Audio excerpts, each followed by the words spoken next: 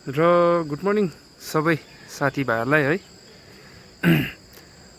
Working चाहिँ of season हो पुरै अहिले है तपाईँको, तर यतिको चाहिँ वर्किङ चाहिँ मेरोपट्टि चाहिँ चल्दैछ अहिले फिलहाल चाहिँ भनौँ है। अन्त अहिले त अब तपाईँको पुरै अफ सिजन लागेर थप जतिकै हो है।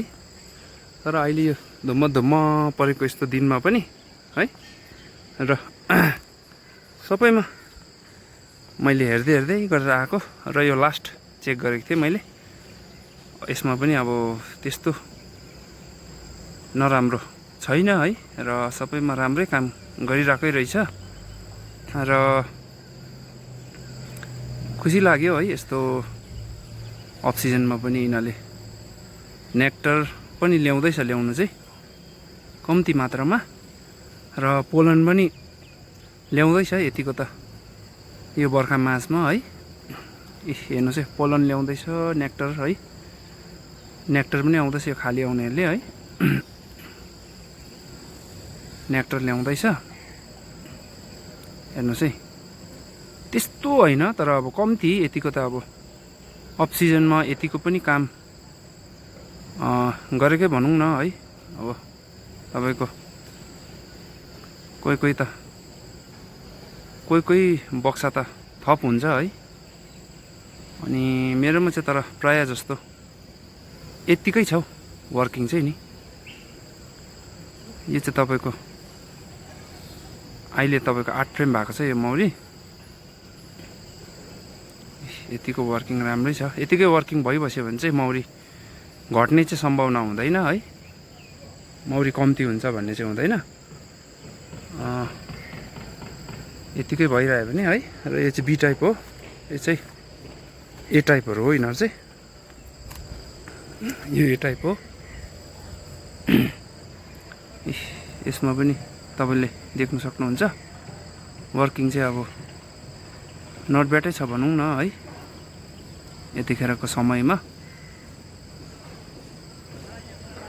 हिजो चाहिँ पानी परेको थियो है, बेलुकातिर चाहिँ त्यो 2-3 बजीदेखि चाहिँ मजाले पानी परेको थियो र आज चाहिँ उग्रिएकोले गर्दाखेरि होला है। मजाले वर्किङ चाहिँ नट ब्याड छ यता पनि। तर यहाँ चाहिँ तपाईँको हेर्नुहोस् है, यसरी यो मकुराले जाल लगाइदिएछ अगाडि हो। मकुराको जालमा यहाँ अल्झेर यसरी बिजोक भइरहेछ। यो अब डेली हेर्नु पाएन भने चाहिँ यस्तो हुन्छ है। र अहिले चाहिँ मैले नहेरेको चाहिँ 3 दिन जस्तो मात्रै भएको थियो हो। र यसरी चाहिँ पुरा चेक गर्नुपर्छ हामीले। यो चाहिँ हिजोस्तिको नयाँ कुइन है साथीभाइ हो।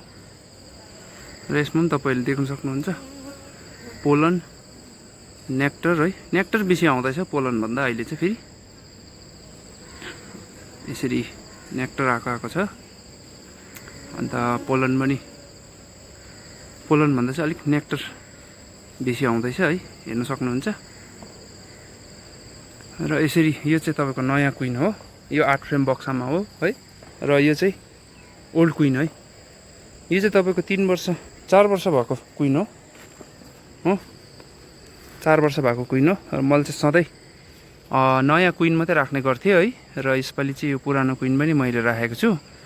र यो चाहिँ किन राखेको भन्नुहुन्छ भने चाहिँ यसलाई चाहिँ अब मैले यो रिसर्चको लागि राखेको है। मतलब कस्तो खालको भने कति वर्षसम्म कतिको वर्किङ दिँदो रहेछ होइन, त्यो हिसाबले चाहिँ मैले यिनीहरूलाई चाहिँ यसलाई चाहिँ मैले राखेको। यो कुइन चाहिँ मैले अहिले नमास्ने र अब 1 साल राखेर चाहिँ यसलाई चाहिँ 1 सालसम्म विचार गर्छु के कसो हुन्छ है।